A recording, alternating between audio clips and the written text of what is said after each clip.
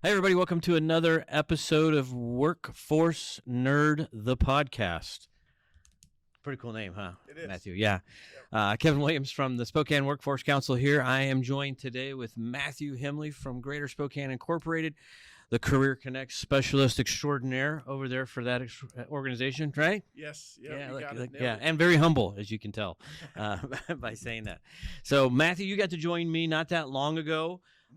With going out on Fox 28's Workforce Wednesday, which was really cool. But that's such a short segment, we didn't get to dive in really deep to a lot of the things that you do in your role as a Career Connect specialist. And I think it's pretty exciting what you're doing over at GSI. And, of course, the Spokane Workforce Council and GSI, always looking for opportunities as a partner. And I think today, as we have this conversation, our audience will definitely see how we're working together to better the lives of a lot of people and the economic development of Spokane County.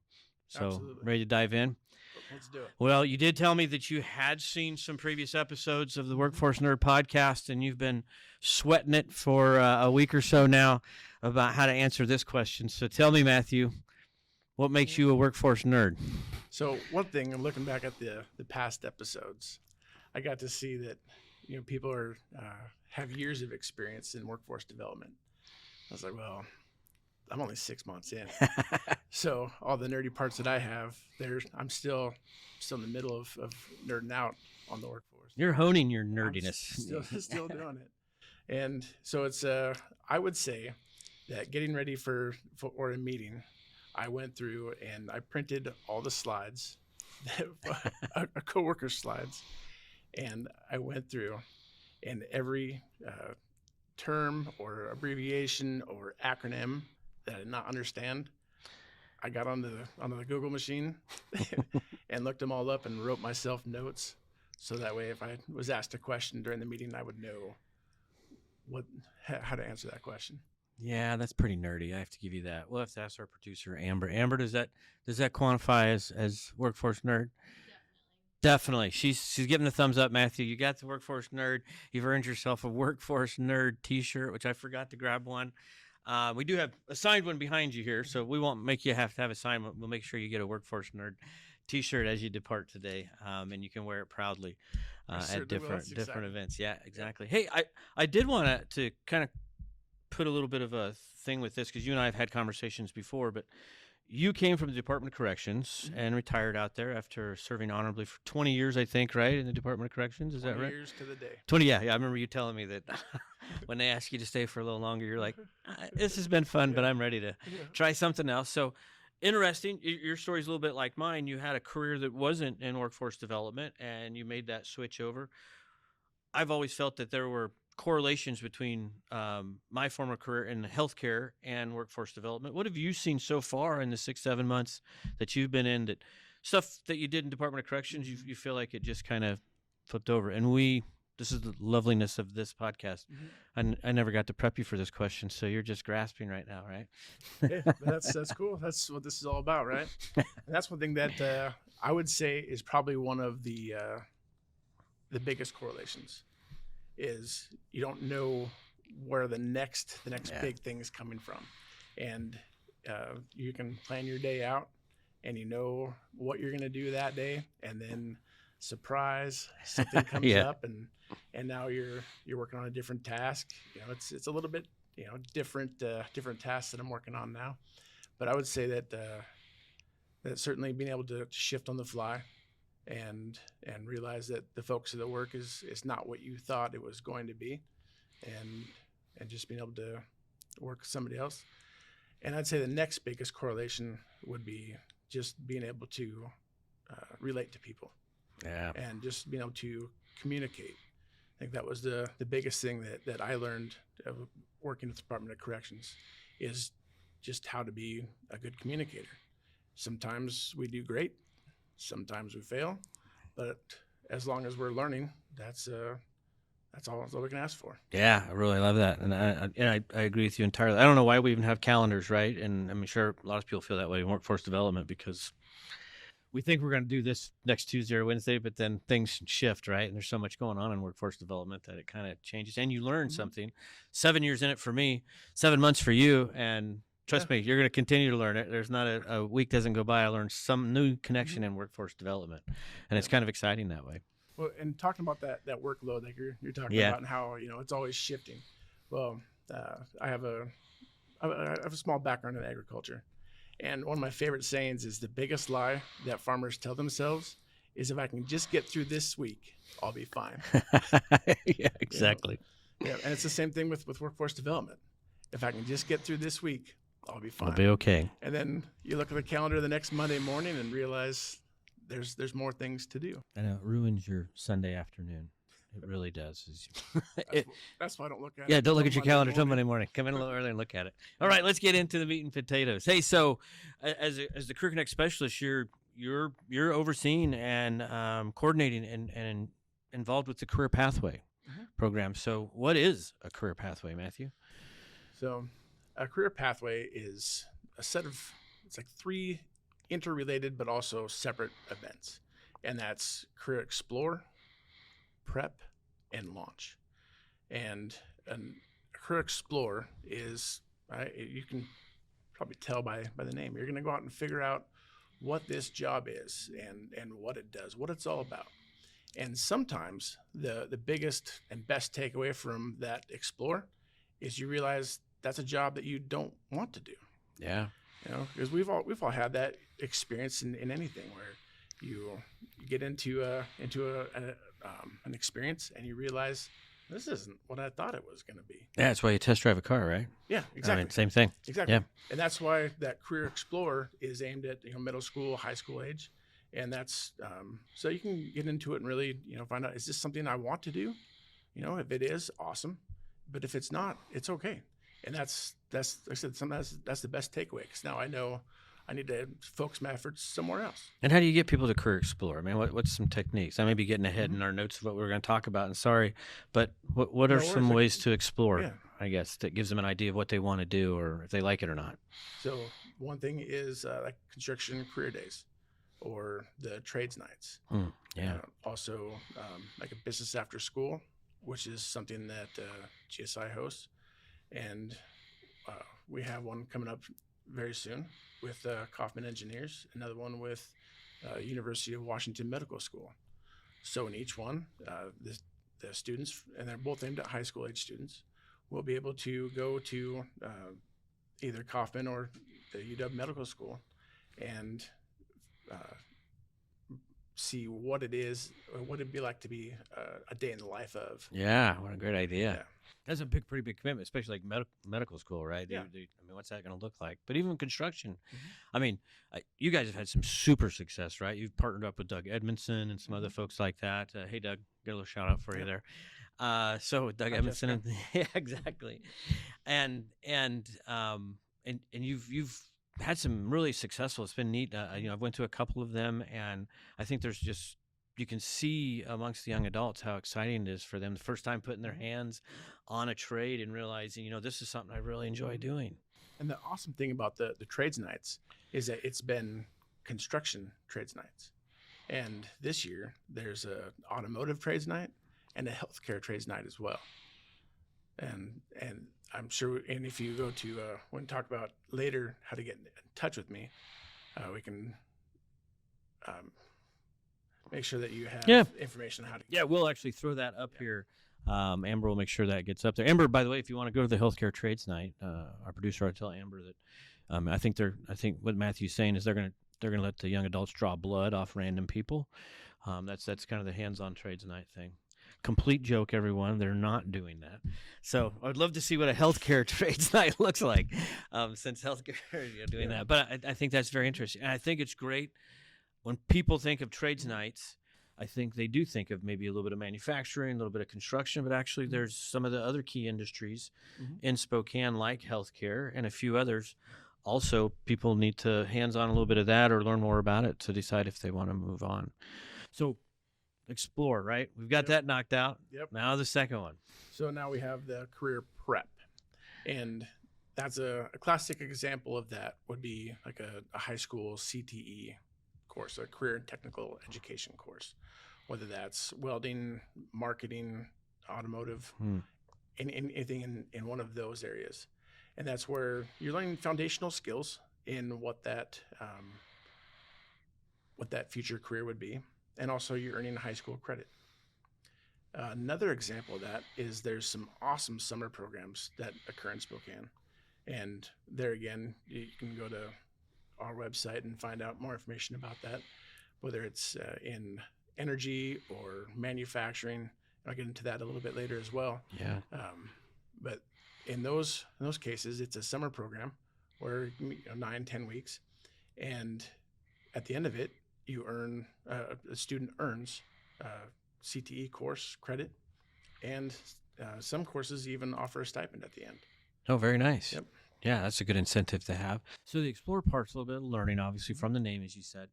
Then when you get into the prep, would you say the prep, they can have some hands-on, but it's a little bit more of the book learning piece of it, or getting those foundational skills, I guess, that you need that you can get credits for as well. I'm glad you asked that question. Yeah. So in that, while you're learning those foundational skills, it is certainly a mix of the book learning and hands-on learning as well. Okay. Excellent. And then the last part of the acronym, are we going to call it EPL? EPL. All right. I think you just coined a new acronym. Yeah. Hey, make sure we trademark that, Emmer. Okay. Oh, we'll let Matthew trademark it, I guess. It's what he's doing. Yeah. Yeah. We can go halvesies. There you go. Sounds good. So, a career launch. And that is a system where a person earns a wage. They learn in the classroom, and also they learn hands-on in the work site. Classic example of that would be an apprenticeship. Mm-hmm. And there's apprenticeships for almost anything, and they're becoming more and more available, more and more robust, and there's a large number of them available in Spokane. Yeah, learn what you earn, right? I mean, what a great concept. Yeah. Yep. So like, a classic example of that, people think of, electrician or plumber, and like I said in the Workforce Wednesday, they're right, but also, there's many other opportunities, whether it's linemen, whether it's cosmetology. Yeah, there's a bunch of them. I think a lot of people hear apprenticeships and they do think like and there is great apprenticeships in the construction field and the manufacturing field, but like you said, I mean, a lot of people don't think like, so is there an apprenticeship maybe if I become a dental hygienist, or there's an apprenticeship if I become in the cosmetology? There actually is for some of those. So make sure you ask that question, because it's a great opportunity to get into the career, learn it, and earn some money while you're doing it, which is an alternative, not anti-education, but what an amazing alternative to going into student debt is. You found something that you're passionate about, and you've done the explore, and you've done the prep for it, and now you get a chance to go in and learn it while you earn some money while you're doing it. Mm-hmm. Exactly. Fantastic. Yep. And there's when you get into an apprenticeship, you can have an apprenticeship. You can also get into a pre-apprenticeship, and there's quite a few of those offered in the Spokane area as well. You've got to tell me, and for the audience, what is the difference between an apprenticeship and a pre-apprenticeship?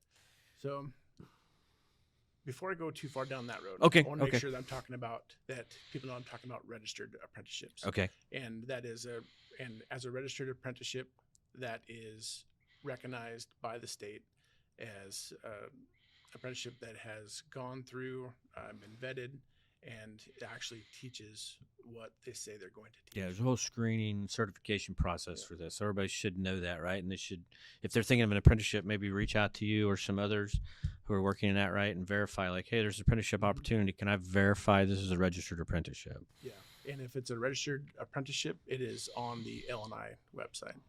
And a business can offer their own apprenticeship. There's nothing wrong with that at all. But if it's not registered with the state, then an example of a limitation is it would not transfer to another business. Makes sense. Yeah. Good point to bring up. Like a pre-apprenticeship. And a good example of that would be the STP program at Spokane Community College. And that is a 1-quarter class. Last time I checked, it cost $25. It does. It does. Yeah. Okay. Yeah. And it offers skills such as CPR card, flagging certification, but then teaches a little bit about things such as drywall and plumbing and other construction areas that give them a chance to see if that's something that they really want to do. And so before they have that big, huge commitment of 2 to 4 years, Right. It's 9 to 11 weeks. Yeah, I mean the STP is a fantastic one, and you did mention it. What a fraction cost that the college has done a great job as partners as well as community colleges to make sure that cost is way down so more people get into that and learn a little bit more about those different skills. Yeah, Absolutely. fantastic. And there's other pre-apprenticeships in the area, but that's I won't go too far into all of those details. We could have a 3-hour episode if we do apprenticeships themselves. I would highly say, right, if you're considering an apprenticeship or want to know more about an apprenticeship, that reaching out and going out to your website, checking that out, because then if you don't know the answer, Matthew, I know that you have lots of connections throughout our community. All right. If you need an apprenticeship, Josh Monroe, yeah, from Talent Solutions by WorkSource. Yeah, who's my workforce nerd hero. Oh my gosh, if Josh sees this episode, which he will, his hat's gonna pop off his head now because of hearing that. But yeah, Josh is fantastic. I want to try and one up the construction belt. Yeah, what could you do? I couldn't think of anything, So if you had to pick, I mean, what is one example of a career pathway in action in Spokane? What is something that a historical thing that's happened that you think is pretty cool? So I think that a great example of a career pathway would be, let's say there's a freshman in high school that signs up for, and they're interested in manufacturing, and they sign up for the business after school that Wagstaff hosts typically every October. And they get to go to Wagstaff and see all of the different jobs that are offered there. And so they may go through and they decide, I really want to go into welding after seeing that business after school and interacting with some of the employees there and seeing the awesome machines they get to work with and the products that turn out, and just being able to show at the end of the day. There's that explorer, right, in action right there. They get to go to that. Yeah. There's that explorer. And then, so it's in October, so they get to, think about it throughout the year. And then when they're signing up for classes, so you know what? I'm going to sign up for that welding class. And then I'm going to take that welding class my sophomore year in high school. And there's the start of the prep. And then maybe to finish out the prep, they go into the Manufacturing Institute, which is a summer program that's offered by several manufacturers in the area, and one of which is Wagstaff. And there's more information on that can be on the website as well. But that continues that prep where they get some more CTE credit. They learn a little bit more. It's a little bit more industry based, and maybe even earn a little bit of stipend at the end of that summer. And then when they want to get into that, they decide they want to get into that career launch, they can look for an apprenticeship, either with, for example, AJAC or Machinist Institute, both of those offered in Spokane. So you can go through these processes and never leave Spokane. That's just fantastic. Yeah, what a great example about it. I do want to, as we round out here at the very end, I just want to just mention this really quick, is that it's not just, you've talked a little bit about middle school, high school students, but in truth, career pathways, not just for young adults, right? Others, because it goes all the way to age 30, right? That you're working with individuals. Yes, and that's the age range on my the parameters on your right. contract, the funding that you're getting paid through. Yeah, sure. Look at both of us. Yeah.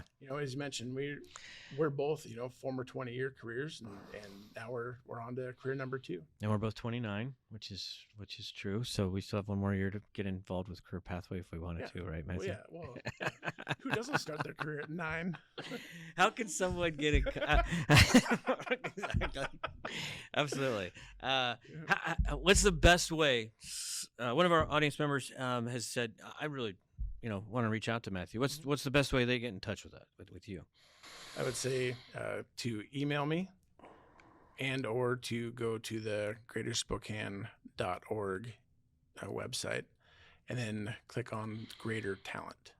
And that is my team. greaterspokane.org, Greater Talent. Yep. page. Absolutely. And they can get a look at how to find out more about Career Pathway and the great work that Matthew's doing. Matthew, I want to thank you for being on Workforce Nerd, the podcast, officially getting your Workforce Nerd t-shirt today, which I know you're super excited about. Going ahead and putting that on ASAP.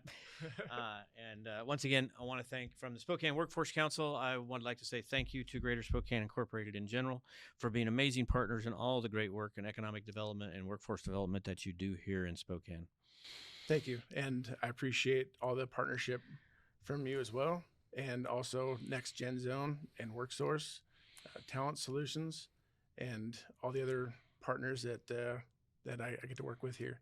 So thank you for being such great partners. Thank you, Matthew. I appreciate that. Yeah. All right, everybody. We'll see you next time on Workforce Nerd, the podcast. Workforce Nerds out.